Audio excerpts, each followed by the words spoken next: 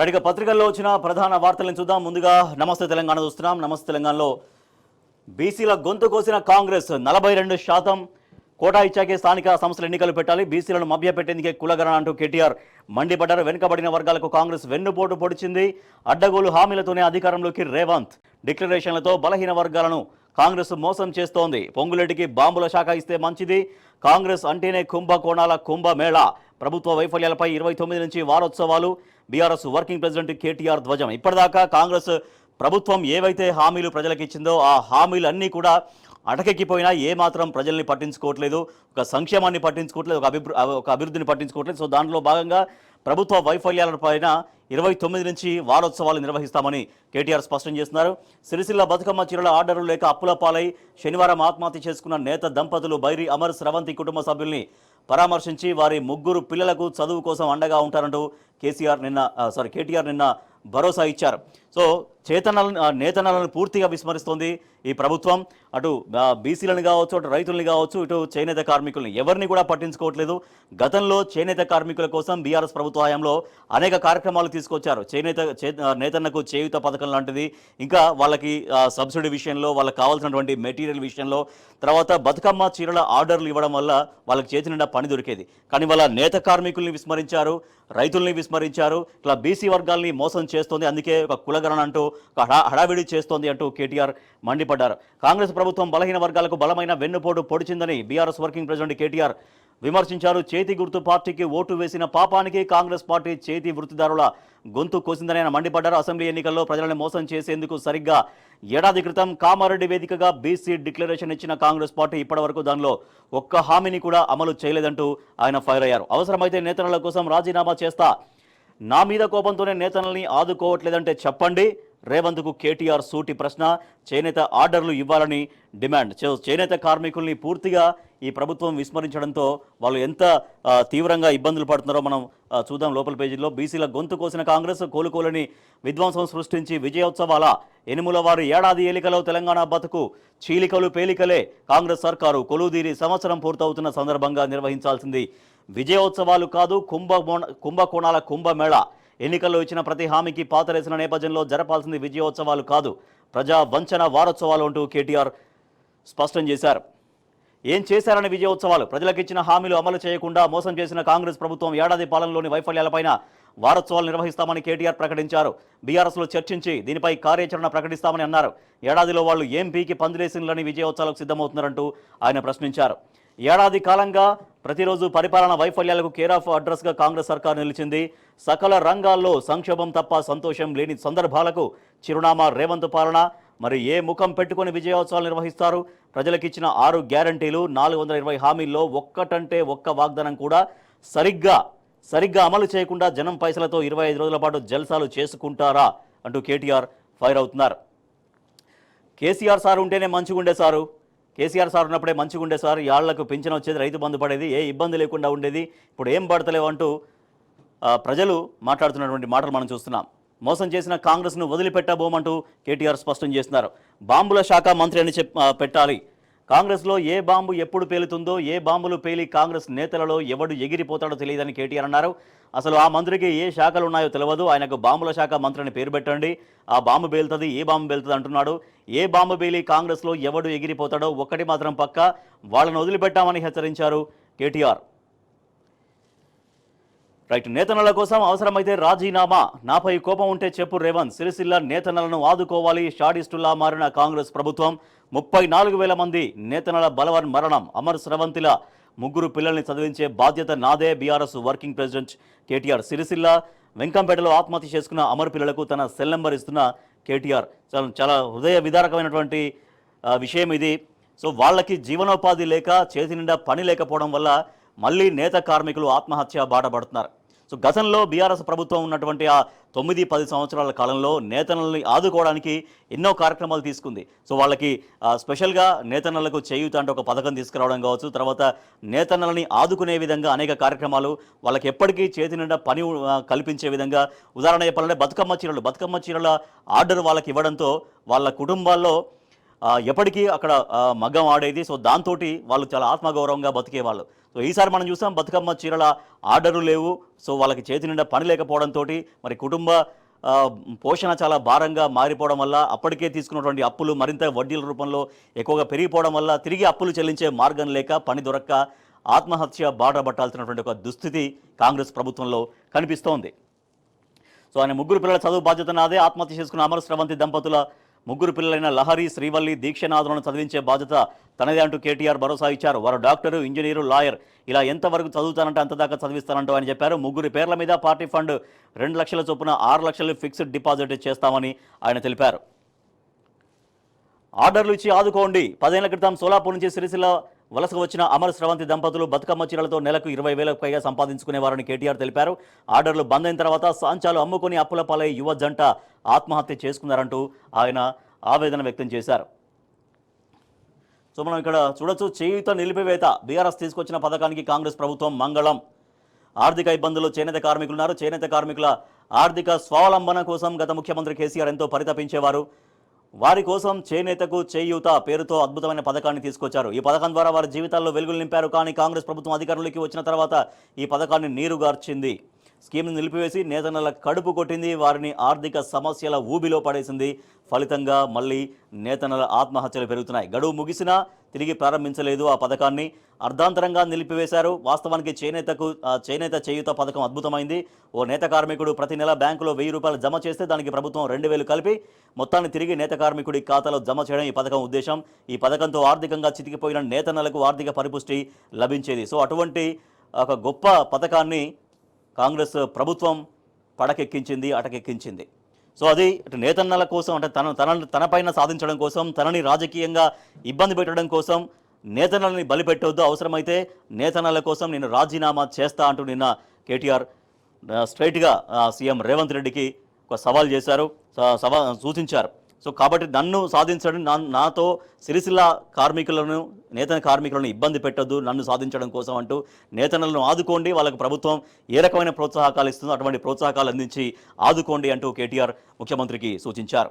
మరొక వార్త మనం చూస్తున్నాం. పత్తి కొనుగోళ్లు బంద్. నేటి నుంచి రాష్ట్ర బంద్ నిలిపివేత. సీసీఐ ప్రభుత్వ తీరుతో జిన్నింగ్ మిల్లుల నిర్ణయం తీసుకుంది. సో ఇప్పటికే పత్తి కొనుగోలు జరక్క రైతులు ఎంత ఇబ్బందులు పడుతున్నారో మనం చూస్తున్నాం. పత్తి తడిసిపోవడంతో ఇంకా వాళ్ళ గత్యంతరం లేక ఇప్పటికే నష్టాలకు అమ్ముకుంటున్నారు రైతులు. సో అటువంటి రైతులకు ఇంకా మరింత ఇబ్బంది పెట్టే విధంగా జరిగిన నిర్ణయం. పత్తి కొనుగోళ్లు బంద్ అంటే నేటి నుంచి రాష్ట్ర వ్యాప్తంగా నిలిపివేత. తక్కువ పత్తి కొనుగోలు చేసేలా సీసీఐ కొర్రీలు పెడుతోంది. క్లస్టర్ల వారీగా ఒక మిల్లులో పూర్తయిన తర్వాతే మరో మిల్లు పత్తికి కాంటాలు. సీసీఐ నిర్ణయంతో రైతుకు రవాణా భారం. చేతులెత్తేసిన రాష్ట్ర మార్కెటింగ్ శాఖ. పత్తి రైతులపై పిడుగు పడింది. సోమవారం నుంచి రాష్ట్ర వ్యాప్తంగా పత్తి కొనుగోళ్లు బంద్ చేస్తున్నట్లు జిన్నింగ్ మిల్లులు ప్రకటించాయి. సీసీఐ రాష్ట్ర ప్రభుత్వ వైఖరికి నిరసనగా ఇకపై పత్తి కొనుగోలు చేయబోమని రాష్ట్ర జిన్నింగ్ స్పిన్నింగ్ మిల్లుల యాజమాన్యాల సంఘం ప్రకటించింది. ఆదివారం సమావేశమైన సంఘం నేతలు పత్తి కొనుగోళ్ల నిలిపివేతలకు సంబంధించి కేంద్ర మంత్రి శివరాజ్ సింగ్ చౌహాన్ సీసీఐ సీఎండీకి లేఖ రాశాయి. పత్తి కొనుగోలులో cotton corporation of India CCI అమలు చేస్తున్న అడ్డదిడ్డ నిర్ణయాలకు వ్యతిరేకంగా ఈ నిర్ణయం తీసుకున్నట్లు వాళ్ళు లేఖలో పేర్కొన్నారు. సో ధాన్యానికి ధర కోసం ధర్నాని మరొక వార్త మనం చూడొచ్చు. సో పత్తి కొనుగోళ్లు నిలిచిపోవడంతో ఇంకా రైతుల బాధలు మరింతగా రెట్టింపయ్యాయి. ఇప్పటికే కొనుగోళ్లు సరిగ్గా జరగకపోవడంతో వాళ్ళు కష్టించి పండించినటువంటి పంట అమ్ముకోలేక ఇబ్బంది పడుతున్నారు. అది కొనేవాళ్ళు సరిగ్గా లేక ప్రభుత్వం సీసీఐ కొనుగోలు కేంద్రాల్లో కొనుగోళ్లు జరపక పత్తి రైతులు చాలా తీవ్రంగా ఇబ్బంది పడుతున్నారు, నష్టపోతున్నారు. ఇక విధి లేని పరిస్థితుల్లో ప్రైవేటు వ్యాపారులకు క్వింటాకి అది 1000 రూపాయల 2000 ఎంత నష్టమైతే అంత. సరిగా అక్కడ ముందు పంట ఎవరైనా కొంటే సరిపోతుంది, నష్టమైన మేము భరిస్తాం, కానీ ఇక పంట అమ్ముకుంటే సరిపోతుంది. అక్కడికే ఒక 10,000 అన్నట్టుగా భావించుకుంటూ ఆ పత్తిని ఇప్పటికే నష్టానికి అమ్ముకుంటున్నారు. సో దానికి తోడు ఆ పత్తి రైతులపైన మరింత పిడుగుపడే నిర్ణయం ఇవాటి నుంచి సీసీఐ రాష్ట్రమంతా పత్తి కొనుగోళ్లు నిలిపివేస్తూ నిర్ణయం జరిగింది. సో మనం ఈ ఫోటోగ్రాఫ్ చూస్తున్నాం. ధాన్యానికి ధర కోసం ధర్నా చేశారు. మద్దతు ధర దక్కకపోవడంపై నిరసన వ్యక్తం చేస్తున్నారు. మిల్లుల ఎదుట రైతన్నల ఆందోళన. మిర్యాలగూడ, వేములపల్లిలో ఉద్రిక్తత. తాను కొనుగోలు చేయక మిల్లర్లతో మద్దతు ధరకు కొనిపించలేక ప్రభుత్వం చేతులెత్తేయడంతో ధాన్యం రైతుపైన దగా పర్వం కొనసాగుతోంది. వడ్లకు మద్దతు ధర చెల్లించాలంటూ అధికారులు ఆదేశించినా వ్యాపారులు ఎవరూ చెవిన పట్టడం లేదు. ఇక్కడ అధికారులు ఆదేశాలు జారీ చేస్తున్నారు కానీ దాన్ని వ్యాపారులు ఎవరు పట్టించుకోవట్లేరంట. ఎమ్మెల్యే, అదనపు కలెక్టర్, సబ్ కలెక్టర్ 3 గంటల పాటు రైస్ మిల్లర్లతో సమీక్షించి మద్దతు ధర ఇవ్వాలని చెప్పి 24 అవర్స్ గడవక ముందే వడ్లకు మళ్ళీ ధర దక్కలేదు. మిర్యాలగూడ, వేములపల్లిలో రైతులు ఆందోళనకు దిగక తప్పలేదు. సో ఇది మిర్యాలగూడ, వేములపల్లి వద్ద రైతుల ధర్నా. సో ఇది రాష్ట్ర వ్యాప్తంగా అనేకం కూడా ఇట్లానే ఉన్నాయి. ఈ 2 ప్లేసులనే కాదు అనేక చోట్ల సరిగ్గా మద్దతు ధర లేక కొనుగోలు జరపక రైతులు తీవ్రంగా ఇబ్బంది పడుతున్నారు. అది పత్తి రైతు కానీ ధాన్యం రైతు కానీ.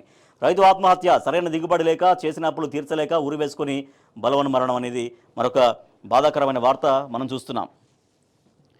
సో లోపల పేజీలో చూద్దాం రైతులకు సంబంధించినటువంటి సమస్య, ఎట్లా వాళ్ళు ఇబ్బంది పడుతున్నారు అనేది.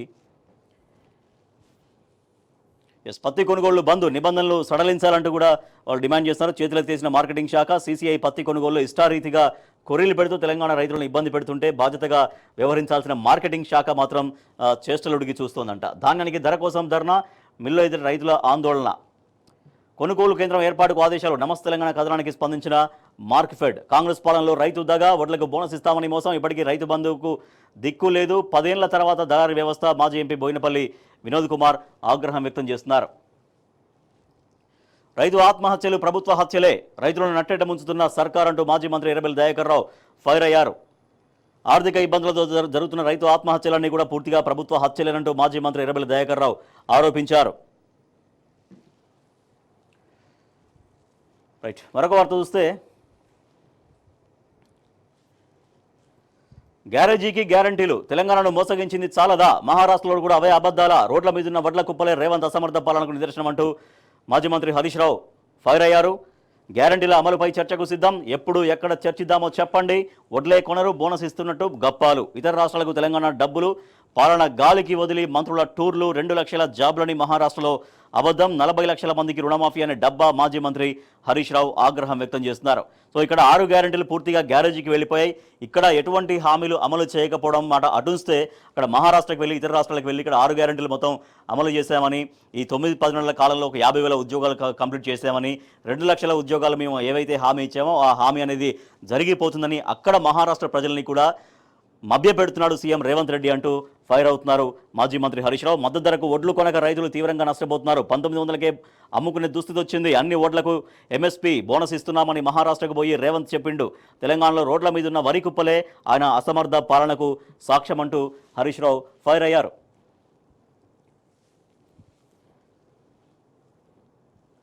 ఏ హామీలు అమలు చేసినరో ఎక్కడ చర్చిద్దామో చెప్పండి, 6 గ్యారెంటీల అమలుపై బహిరంగ చర్చకు మేము సిద్ధం. అభయహస్తంలో మొదటి హామీ మహిళకు 2,500 దిక్కు లేదు, ఒక్కో మహిళకు 27,500 ప్రభుత్వం ఇప్పటిదాకా బాకీ పడింది.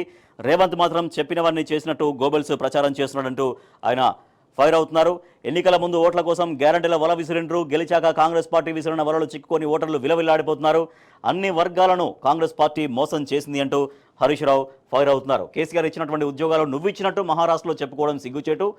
2 లక్షల ఉద్యోగాలు ఇస్తానని చెప్పి మోసం చేసిన అని మహారాష్ట్ర ప్రజలకు నిజం చెప్పేది ఉండే, నోటిఫికేషన్ ఇచ్చింది లేదు, ఎగ్జామ్ పెట్టింది లేదు, మరి 50,000 ఉద్యోగాలు ఎట్లా ఇచ్చిండ్రో చెప్పాలి అంటూ హరీష్ రావు ప్రశ్నిస్తున్నారు. సో ఇది ఇక్కడ ప్రజలు ఎంత ఇబ్బంది పడుతున్నారు, ప్రజలు గ్యారంటీలు అమలుకు కాక ఏవైతే హామీలు ఇచ్చారో 100 రోజుల టైం బౌండ్ అనేది తమకు తాముగా విధించినటువంటి గడువు. ఏ ప్రజలు ఎవరో డిమాండ్ చేయలేదు మాకు 100 రోజుల్లోనే ఇవన్నీ అమలు చేయండి అని, ఏ ప్రజలు ఎవరిని అడగలేదు. కానీ తమకు తాముగా గ్యారంటీలు అంటేనే ఇంకా ఖచ్చితంగా అది ఏది ఏమైనా కూడా ఇటున్న సూర్యుడు అటు ఉదయించినా అని రకరకాలుగా అప్పుడు ఎమోషన్గా అంటే నిజంగా చేసేస్తారేమో అన్నంత స్థాయిలో ఆ మాటలు హామీలు ఇచ్చేశారు. కానీ 100 రోజులు తమకు తాముగా విధించుకున్నటువంటి టైం బౌండ్, ఆ 100 రోజుల్లో కూడా 6 గ్యారంటీలు ఒక్కటంటే ఒక్కటి కూడా ఏదో ఒకటి అర్హా మినహాయించి అది కూడా పూర్తిగా ప్రజలు సంతృప్తిగా ఉన్నారంటే అది లేదు. కానీ ఇక్కడ ఏమీ అమలు చేయకుండా ఏమీ చేయకుండా ఉద్యోగాల నుంచి అనేకం మొత్తం కంప్లీట్ చేసేసామని మహారాష్ట్రలో సీఎం రేవంత్ రెడ్డి చెప్పడాన్ని తీవ్రంగా ప్రశ్నిస్తున్నారు మాజీ మంత్రి హరీష్ రావు. మరొక వార్త చూద్దాం మనం. సర్వేకి సంబంధించి ఇంటింటి సర్వే కోతలకైనా, ఆస్తి ఆదాయ వివరాలు స్కీముల్లో కత్తిరింపులకైనా, గతంలో లబ్ధి పొందిన పథకాలపైన సర్వేలో ఆరా, ఇప్పటికే రైతు బంధు రుణమాఫీలో ప్రభుత్వం కోతలు పెడుతుంది. ఇంటింటి సమగ్ర సర్వేపై ప్రజల్లో అనుమానాలు అలజడి, అందుకే పలుచోట్ల వివరాలు వెల్లడికి జనం విముఖత. సర్వేను బహిష్కరించిన ములుగు జిల్లా ఐలాపూర్ గ్రామస్తులు. మనం చూడొచ్చు సర్వేకి సంబంధించి. సర్వేలో సంప్రదాయ కులాల కనుమరుగు, కాండ్రాని సంప్రదాయ సంచార వృత్తుల కాలం, రాష్ట్ర సర్కారు నిర్వాకం, మా వివరాలు లేకుంటే ఎలా మమ్మల్ని అవమానించడమే అంటూ మండిపాటు. పథకాల్లో కోతలు తప్పవా, పథకాల్లో కోతలు పెట్టేందుకే ఈ సర్వే జరుగుతోంది అంటూ ప్రజలు ఆగ్రహం వ్యక్తం చేసిన అనేక చోట్ల సర్వేను బహిష్కరిస్తున్నటువంటి పరిస్థితి. రైట్, మరొక వార్త చూస్తే నిన్న అవార్డులు నేడు అప్పులు. తాజా మాజీ సర్పంచుల బతుకులు అగమ్య గోచరం. అప్పులు చేసి గ్రామాభివృద్ధికి పనులు. ఇప్పుడు దివాళా పదవీకాలం పూర్తయిన పత్తాలని ప్రభుత్వ చెల్లింపులు. గద్దెనెక్కి ఏడాది కావాల్సిన పట్టించుకొని కాంగ్రెస్ సర్కార్. రావాల్సిన బిల్లుల కోసం ఉద్యమిస్తే అరెస్టులు నిర్బంధాలు జరుగుతున్నాయి. సర్పంచుల యొక్క దీన స్థితులు ఇవన్నీ కూడా మనం చూస్తున్నాం. అన్ని ఉత్త పొంగులే. చెల్లుబాటు కాని ప్రకటనలతో నవ్వుల పాలవుతున్న మంత్రి పొంగులేటి. అమలుకు నోచని పొంగులేటి ప్రకటనలు. మంత్రి పేల్చిన దీపావళి బాంబులు తుస్సు. ఇందిరమ్మ ఇండ్ల ప్రకటనలు అదే పరిస్థితి. ధరణి కొత్త రెవెన్యూ చట్టం పైన అంతే. ఆయన నోటి నుంచి ఉత్తిత్తి ప్రకటనలు ఎన్నో. మంత్రి తీరుపై నవ్వుకుంటున్న ప్రజలు పలచనవుతున్నాయని కాంగ్రెస్లో చర్చ అని మరొక వార్త చూడొచ్చు. రైట్, ఇక మిగతా పత్రికల్లో వచ్చిన వార్తలను చూద్దాం ఒకసారి. సాక్షి చూద్దాం. సాక్షిలో మనకు కనిపిస్తుంది పట్టణంలో ఐటీ వెలవెల. అట్టహాసంగా ఐటీ హబ్లు ఏర్పాటు చేసిన చేకూరని ప్రయోజనం. పెద్దగా ముందుకు రాని కంపెనీలు, వాటిలోనూ కొన్ని వచ్చినాయి కూడా కొన్ని వెనక్కి వెళ్ళాయంట. అద్దెలు భారీ స్థాయిలో ఉండడంతో కార్యకలాపాలకు సంస్థలకు విముఖత చూపిస్తున్నాయి. కనీసం స్కిల్ సెంటర్ల కోసమైనా వినియోగిస్తే మేలు అంటున్న ప్రజాప్రతినిధులు. సో ఇది అద్దం పడుతుంది. ఐటీ గతంలో బీఆర్ఎస్ ప్రభుత్వ హయాంలో ఎట్లా వర్ధిల్లింది, ఐటీ రంగాన్ని ఎట్లా చేశారు, ఒక హైదరాబాద్కే పరిమితం కాకుండా ఐటీ కూడా అన్ని నగరాలకు విస్తరించాలన్నటువంటి సంకల్పంతో అనేక చోట్ల ఐటీ హబ్స్ ఆనాటి మంత్రిగా ఉన్నటువంటి కేటీఆర్ గారు ఆ రోజు అన్నింటినీ ప్రారంభించారు. కానీ అటువంటి ఐటీ హబ్లు ఇవాళ పనిచేయకుండా తాళం వేసుకున్నటువంటి పరిస్థితి. ఐటీ అంటే ఆ ఐటీలో ఒక విప్లవాన్ని తీసుకొద్దాం, ఐటీని గ్రామ స్థాయికి తీసుకెళ్దాం, మండల స్థాయికి తీసుకెళ్దాం, ఒక అక్కడి యువతకి ఉద్యోగ అవకాశాలు కల్పిద్దాం అన్నటువంటి ఒక గొప్ప సంకల్పంతో ఐటీని అన్ని వైపులా డెవలప్మెంట్ చేద్దామని ఆలోచిస్తే ఏకంగా ఇవాళ కాంగ్రెస్ ప్రభుత్వ నిర్లక్ష్యంతో ఆ ఐటీ రంగాన్ని సరిగ్గా పట్టించుకోకపోవడంతో ఐటీ హబ్బులు తాళాలు వేసుకున్నటువంటి పరిస్థితి మనం చూస్తున్నాం. ఇది నల్గొండ, నిజామాబాద్, ఖమ్మం, సిద్దిపేట, కరీంనగర్, ఆదిలాబాద్, మహబూబ్ నగర్, హన్మకొండ. సో ఈ ప్రాంతాలలో ఐటీ హబ్లు ఏర్పాటు జరిగినాయి. మొదలైన ఏడాది 2022, 23, 21, 23, 20, 22, 20 అన్నీ కూడా బీఆర్ఎస్ ప్రభుత్వ హయాంలో స్టార్ట్ అయినాయి. కంపెనీలు కూడా మంచిగా వచ్చినాయి. అక్కడ 17, 13, 19, 20 మొత్తం ఉద్యోగుల సంఖ్య కూడా మనం చూస్తున్నాం. ప్రస్తుత కంపెనీలు కూడా ఇన్ని ఉన్నాయి. సో ప్రస్తుత ఉద్యోగులు ఇట్లా ఉన్నాయి. కానీ ఐటీని సరిగ్గా నిర్వహించకపోవడంతో, సంప్రదింపులు జరిపేవారు లేకపోవడంతో ఐటీ హబ్స్ అన్ని కూడా మూసుకోవాల్సినటువంటి పరిస్థితి. సో రాష్ట్రంలో ద్వితీయ శ్రేణి పట్టణాలు, నగరాలకు ఐటీ రంగాన్ని విస్తరించే లక్ష్యంతో ప్రభుత్వం ఏర్పాటు చేసిన ఐటీ హబ్లు వెలవెలబోతున్నాయి. 1,00,000 చదరపు అడుగుల నుంచి 1.75 లక్షల చదరపు అడుగుల్లో 50 కోట్ల నుంచి 90 కోట్ల వ్యయంతో నిర్మించిన భవనాలన్నీ కంపెనీలు పెద్దగా రాకపోవడంతో ఎక్కువ శాతం ఖాళీగా దర్శనమిస్తున్నాయి. గత ప్రభుత్వ హయాంలో అట్టహాసంగా వాటిని ఏర్పాటు చేశారు. కానీ తర్వాత సరైన నిర్వహణ లేదు. గత ఏడాది అధికారంలోకి వచ్చిన కాంగ్రెస్ ప్రభుత్వం ఐటీ హబ్లపైన దృష్టి పెట్టకపోవడంతో ఇటువంటి పరిస్థితి ఎదురవుతుందని ఈ వార్త మనం చూస్తున్నాం.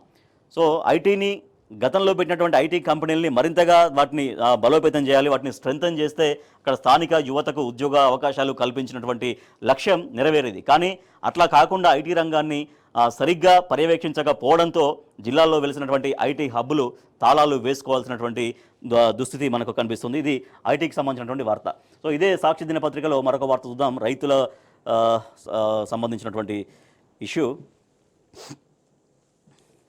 రైతు భరోసా మళ్ళీ హులక్కేనా? యాసంగి సీజన్లోనూ అనుమానమే అంటున్న అధికారులు. అంతకుముందు వానాకాలం సీజన్లో సర్కార్ ఎకరామం పెట్టేసింది. ప్రస్తుతం సీజన్ మొదలై నెల దాటిన మార్గదర్శకాలపైన కొరవడిన స్పష్టత. ఒక్కో సీజన్కి ఎకరాకు 7,500 ఇస్తామన్న హామీ నెరవేరని వైనం. రుణమాఫీ అందక, భరోసా రాక సీజన్కు ముందే రైతుకు సాయం చేయాలనేదే రైతు భరోసా. అంటే గతంలో రైతు బంధు పథకం ఉద్దేశం. అంటే ఇప్పుడు కూడా రైతు బంధు అమలవుతుంది అనుకోండి, బట్ అది కూడా సరిగ్గా అమలు కావట్లేదు. ఇంతవరకు రైతు భరోసా అన్నారు, ఎకరానికి 7,500, ఇది ఒక పంటకి. సంవత్సరానికి 15,000 ఇస్తామన్నారు రైతు భరోసా. సో ఆ స్కీమ్ అనేది ఊసేలేదు. ఎరువులు, విత్తనాల కోసం రైతులకు అవసరమైన విత్తనాలు, ఎరువులు, కూలీల ఖర్చు వంటి వాటి కోసం పెట్టుబడిని అందించాలనేది లక్ష్యం. 2018 నుంచి ప్రతి ఏడాది 2 సీజన్లలో నిరాటంకంగా కొనసాగినటువంటి ఈ పథకం వానాకాలం సీజన్లో మాత్రం ఆగిపోయింది. కాంగ్రెస్ ప్రభుత్వం వచ్చిన తర్వాత వానాకాలంలో రైతు బంధు ఆగిపోయింది. ఇప్పుడు వానాకాలం పూర్తిగా ఎగనామం పెట్టేసింది. ఇప్పుడు యాసంగికి కూడా వస్తుందా రాదా అన్నటువంటి అనుమానాలు రైతుల్లో వ్యక్తమవుతున్నాయి. సో అధికారులు కూడా దాదాపుగా అదే చెప్తున్నారట. అనుమానమని అధికారులు రైతులతో చెప్తున్నటువంటి మాట.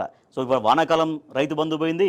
ఇప్పుడు ఈ యాసంగి స్టార్ట్ అయ్యి 1 మంత్ అటు ఇటు కావస్తున్నా కూడా ఈ యాసంగి కూడా అనుమానమైనటువంటి ఆందోళనలు వ్యక్తమవుతున్నాయి. రైట్, ఇక ఆంధ్ర జ్యోతి చూస్తే మిల్లర్ల మాయ. కొనుగోలులో దొడ్డుదారి, బ్లాక్ మార్కెట్కు పంపిన ధాన్యం లోటు భర్తీకి పావులు. మిల్లులో 12 లక్షల టన్నుల ధాన్యం షార్టేజ్. అమ్ముకున్న ధాన్యాన్ని అప్పగించకపోతే 25% జరిమానా విధిస్తామన్న ప్రభుత్వం. సన్నాలకు దక్కని మద్దతు ధర అంట. మిర్యాలగూడకు 3,000 ధాన్యం ట్రాక్టర్లు వస్తే 2,200 మాత్రమే ఇస్తామన్న మిల్లర్లు. సో మరొక వార్త చూస్తున్నాం. పాలమూరుపై కేసీఆర్ నిర్లక్ష్యం అంటూ నిన్న ముఖ్యమంత్రి రేవంత్ రెడ్డి చేసినటువంటి కామెంట్స్ మనం చూస్తున్నాం. సో ఈ ప్రాంత అభివృద్ధిని ఏమాత్రం పట్టించుకోలేదంటూ ముఖ్యమంత్రి మాట్లాడుతున్నారు. కానీ నిజంగా పాలమూరు అనేది ఎట్లా పచ్చబడింది, పాలమూరుని ఎంత సస్యశ్యామలం చేశారు గత 10 సంవత్సరాల కాలంలో అనేది పాలమూరులో నివసించే ప్రతి ఒక్కరికి కూడా తెలుసు. సో పెండింగ్ ప్రాజెక్టులను రన్నింగ్ ప్రాజెక్టులుగా ఏ రకంగా మార్చగలిగారు, ఆ ఫలితాన్ని పొలాల్లోకి ఎట్లా మళ్లించగలిగారు, మొత్తం పాలమూరును ఒక సస్యశ్యామలం చేయడం కోసం ఎట్లా పాటుపడ్డారు అనేది పాలమూరు జిల్లాలో ఉన్నటువంటి ప్రతి ఒక్కరికి తెలుసు. కానీ ఇవాళ ముఖ్యమంత్రి ఏం మాట్లాడుతున్నారు, పాలమూరు పైన కేసీఆర్ నిర్లక్ష్యం చేశారంట. సో పాలమూరు ప్రాజెక్టులన్నీ కంప్లీట్ చేయడం, తర్వాత అక్కడ నిరంతరం పర్యవేక్షించడం, తద్వారా పంటను చాలా భారీగా అక్కడ భూమికి బరువయ్యేంత పంట పాలమూరు నుంచి తీసుకొచ్చినటువంటి ఘనత బీఆర్ఎస్ ప్రభుత్వాన్ని. ఎవరు అది అంగీకరించినా అంగీకరించకపోయినా ఇది నిజం. పాలమూరు ప్రజల్ని ఎవరిని అడిగినా కూడా వాళ్ళు చెప్తారు. కానీ పాలమూరుని పూర్తిగా గత బీఆర్ఎస్ ప్రభుత్వం నిర్లక్ష్యం చేసిందంటూ ముఖ్యమంత్రి మాట్లాడుతాం. దీనికి సంబంధించినటువంటి డిస్కషన్ తర్వాత మనం చూద్దాం డీటెయిల్గా. రైట్, మరొక తెలంగాణ టుడే. తెలంగాణ టుడేలో Congress rule a carnival of scams అని కేటీఆర్ చేసినటువంటి కామెంట్స్ మనం చూడొచ్చు. Will Congress give haath in Maha, మహారాష్ట్రలో కూడా చేతులెత్తేయబోతుందా, అదేవిధంగా 5 గ్యారంటీస్ వర్సెస్ 6 గ్యారంటీస్. సో అక్కడ మహారాష్ట్రలో కూడా ఏ రకంగా హామీలు ఇస్తున్నారు, అవి కూడా ఎట్లా ప్రజల ముందు తేలిపోబోతున్నాయి అనేది ఈ వార్తగా మనం చూస్తున్నాం. ఇక ఈనాడు చూస్తే, ఈనాడు దినపత్రికలో లోపల పేజీలో ఒక వార్త మనం చూస్తున్నాం. రైతులకు తప్పని నిరీక్షణ, ఆలస్యంగా ధాన్యం కొనుగోళ్లు 9వ తేదీ నాటికి 3.94 లక్షల టన్నులే, మిల్లుల కేటాయింపులో ఆలస్యం, ఇతర పరిణామాల ప్రభావం అని వార్త చూస్తున్నాం. రైట్, ఇవి పత్రికల్లో వచ్చినటువంటి ప్రధాన వార్తలు. వీటికి సంబంధించి వార్తలు వాస్తవాలు చర్చలోకి వెళ్దాం. తీసుకోకపోవడంతో ఐటీ హబ్బులు తాళాలు వేసుకున్నటువంటి పరిస్థితి మనం చూస్తున్నాం. ఇది నల్గొండ, నిజామాబాద్, ఖమ్మం, సిద్దిపేట, కరీంనగర్, ఆదిలాబాద్, మహబూబ్ నగర్, హన్మకొండ. సో ఈ ప్రాంతాలలో ఐటీ హబ్లు ఏర్పాటు జరిగినాయి. మొదలైన ఏడాది 2022, 23, 21, 23, 20, 22, 20 అన్నీ కూడా బీఆర్ఎస్ ప్రభుత్వ హయాంలో స్టార్ట్ అయినాయి. కంపెనీలు కూడా మంచిగా వచ్చినాయి. అక్కడ 17, 13, 19, 20 మొత్తం ఉద్యోగుల సంఖ్య కూడా మనం చూస్తున్నాం. ప్రస్తుత కంపెనీలు కూడా ఇన్ని ఉన్నాయి. సో ప్రస్తుత ఉద్యోగులు ఇట్లా ఉన్నాయి. కానీ ఐటీని సరిగ్గా నిర్వహించకపోవడంతో, సంప్రదింపులు జరిపేవారు లేకపోవడంతో ఐటీ హబ్స్ అన్ని కూడా మూసుకోవాల్సినటువంటి పరిస్థితి. సో రాష్ట్రంలో ద్వితీయ శ్రేణి పట్టణాలు, నగరాలకు ఐటీ రంగాన్ని విస్తరించే లక్ష్యంతో ప్రభుత్వం ఏర్పాటు చేసిన ఐటీ హబ్లు వెలవెలబోతున్నాయి. 1,00,000 చదరపు అడుగుల నుంచి 1.75 లక్షల చదరపు అడుగుల్లో 50 కోట్ల నుంచి 90 కోట్ల వ్యయంతో నిర్మించిన భవనాలన్నీ కంపెనీలు పెద్దగా రాకపోవడంతో ఎక్కువ శాతం ఖాళీగా దర్శనమిస్తున్నాయి. గత ప్రభుత్వ హయాంలో అట్టహాసంగా వాటిని ఏర్పాటు చేశారు. కానీ తర్వాత సరైన నిర్వహణ లేదు. గత ఏడాది అధికారంలోకి వచ్చిన కాంగ్రెస్ ప్రభుత్వం ఐటీ హబ్లపైన దృష్టి పెట్టకపోవడంతో ఇటువంటి పరిస్థితి ఎదురవుతుందని ఈ వార్త మనం చూస్తున్నాం. సో ఐటీని గతంలో పెట్టినటువంటి ఐటీ కంపెనీలని మరింతగా వాటిని బలోపేతం చేయాలి, వాటిని స్ట్రెంథన్ చేస్తే అక్కడ స్థానిక యువతకు ఉద్యోగ అవకాశాలు కల్పించినటువంటి లక్ష్యం నెరవేరేది. కానీ అట్లా కాకుండా ఐటీ రంగాన్ని సరిగ్గా పర్యవేక్షించకపోవడంతో జిల్లాల్లో వెలిసినటువంటి ఐటీ హబ్బులు తాళాలు వేసుకోవాల్సినటువంటి దుస్థితి మనకు కనిపిస్తుంది. ఇది ఐటీకి సంబంధించినటువంటి వార్త. సో ఇదే సాక్షి దినపత్రికలో మరొక వార్త చూద్దాం. రైతుల సంబంధించినటువంటి ఇష్యూ. రైతు భరోసా మళ్ళీ హులక్కేనా, యాసంగి సీజన్లోనూ అనుమానమే అంటున్న అధికారులు. అంతకుముందు వానాకాలం సీజన్లో సర్కార్ ఎకరామం పెట్టేసింది. ప్రస్తుతం సీజన్ మొదలై నెల దాటిన మార్గదర్శకాలపైన కొరవడిన స్పష్టత. ఒక్కో సీజన్కి ఎకరాకు 7,500 ఇస్తామన్న హామీ నెరవేరని వైనం. రుణమాఫీ అందక, భరోసా రాక, సీజన్కు ముందే రైతుకు సాయం చేయాలనేదే రైతు భరోసా. అంటే గతంలో రైతు బంధు పథకం ఉద్దేశం. అంటే ఇప్పుడు కూడా రైతు బంధు అమలవుతుంది అనుకోండి, బట్ అది కూడా సరిగా అమలు కావట్లేదు. ఇంతవరకు రైతు భరోసా అన్నారు, ఎకరానికి 7,500, ఇది ఒక పంటకి. సంవత్సరానికి 15,000 ఇస్తామన్నారు రైతు భరోసా. సో ఆ స్కీమ్ అనేది ఊసేలేదు. ఎరువులు, విత్తనాల కోసం రైతులకు అవసరమైన విత్తనాలు, ఎరువులు, కూలీల ఖర్చు వంటి వాటి కోసం పెట్టుబడిని అందించాలనేది లక్ష్యం. 2018 నుంచి ప్రతి ఏడాది 2 సీజన్లలో నిరాటంకంగా కొనసాగినటువంటి ఈ పథకం వానాకాలం సీజన్లో మాత్రం ఆగిపోయింది. కాంగ్రెస్ ప్రభుత్వం వచ్చిన తర్వాత వానాకాలంలో రైతు బంధు ఆగిపోయింది. ఇప్పుడు వానాకాలం పూర్తిగా ఎగనామం పెట్టేసింది. ఇప్పుడు యాసంగికి కూడా వస్తుందా రాదా అన్నటువంటి అనుమానాలు రైతుల్లో వ్యక్తమవుతున్నాయి. సో అధికారులు కూడా దాదాపుగా అదే చెప్తున్నారట. అనుమానమని అధికారులు రైతులతో చెప్తున్నటువంటి మాట. సో ఇప్పుడు వానాకాలం రైతు బంధు పోయింది. ఇప్పుడు ఈ యాసంగి స్టార్ట్ అయ్యి 1 మంత్ అటు ఇటు కావస్తున్నా కూడా ఈ యాసంగి కూడా అనుమానమైనటువంటి ఆందోళనలు వ్యక్తమవుతున్నాయి. రైట్, ఇక ఆంధ్ర జ్యోతి చూస్తే,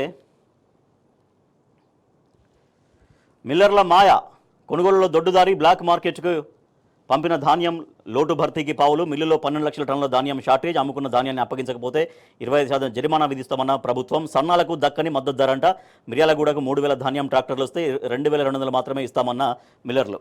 సో మరొక వార్త చూస్తున్నాం. పాలమూరుపై కేసీఆర్ నిర్లక్ష్యం అంటూ నిన్న ముఖ్యమంత్రి రేవంత్ రెడ్డి చేసినటువంటి కామెంట్స్ మనం చూస్తున్నాం. సో ఈ ప్రాంత అభివృద్ధిని ఏమాత్రం పట్టించుకోలేదంటూ ముఖ్యమంత్రి మాట్లాడుతున్నారు. కానీ నిజంగా పాలమూరు అనేది ఎట్లా పచ్చబడింది, పాలమూరుని ఎంత సస్యశ్యామలం చేశారు గత 10 సంవత్సరాల కాలంలో అనేది పాలమూరులో నివసించే ప్రతి ఒక్కరికి కూడా తెలుసు. సో పెండింగ్ ప్రాజెక్టులను రన్నింగ్ ప్రాజెక్టులుగా ఏ రకంగా మార్చగలిగారు, ఆ ఫలితాన్ని పొలాల్లోకి ఎట్లా మళ్లించగలిగారు, మొత్తం పాలమూరును ఒక సస్యశ్యామలం చేయడం కోసం ఎట్లా పాటుపడ్డారు అనేది పాలమూరు జిల్లాలో ఉన్నటువంటి ప్రతి ఒక్కరికి తెలుసు. కానీ ఇవాళ ముఖ్యమంత్రి ఏం మాట్లాడుతున్నారు, పాలమూరు పైన కేసీఆర్ నిర్లక్ష్యం చేశారంట. సో పాలమూరు ప్రాజెక్టులన్నీ కంప్లీట్ చేయడం, తర్వాత అక్కడ నిరంతరం పర్యవేక్షించడం, తద్వారా పంటను చాలా భారీగా అక్కడ భూమికి బరువయ్యేంత పంట పాలమూరు నుంచి తీసుకొచ్చినటువంటి ఘనత బీఆర్ఎస్ ప్రభుత్వాన్ని. ఎవరు అది అంగీకరించినా అంగీకరించకపోయినా ఇది నిజం. పాలమూరు ప్రజల్ని ఎవరిని అడిగినా కూడా వాళ్ళు చెప్తారు. కానీ పాలమూరుని పూర్తిగా గత బీఆర్ఎస్ ప్రభుత్వం నిర్లక్ష్యం చేసిందంటూ ముఖ్యమంత్రి మాట్లాడుతాం. దీనికి సంబంధించినటువంటి డిస్కషన్ తర్వాత మనం చూద్దాం డీటెయిల్గా. రైట్, మరొక తెలంగాణ టుడే. తెలంగాణ టుడేలో Congress rule a carnival of scams అని కేటీఆర్ చేసినటువంటి కామెంట్స్ మనం చూడొచ్చు. Will Congress give haath in Maha, మహారాష్ట్రలో కూడా చేతులెత్తేయబోతుందా, అదేవిధంగా 5 గ్యారంటీస్ వర్సెస్ 6 గ్యారంటీస్. సో అక్కడ మహారాష్ట్రలో కూడా ఏ రకంగా హామీలు ఇస్తున్నారు, అవి కూడా ఎట్లా ప్రజల ముందు తేలిపోబోతున్నాయి అనేది ఈ వార్తగా మనం చూస్తున్నాం.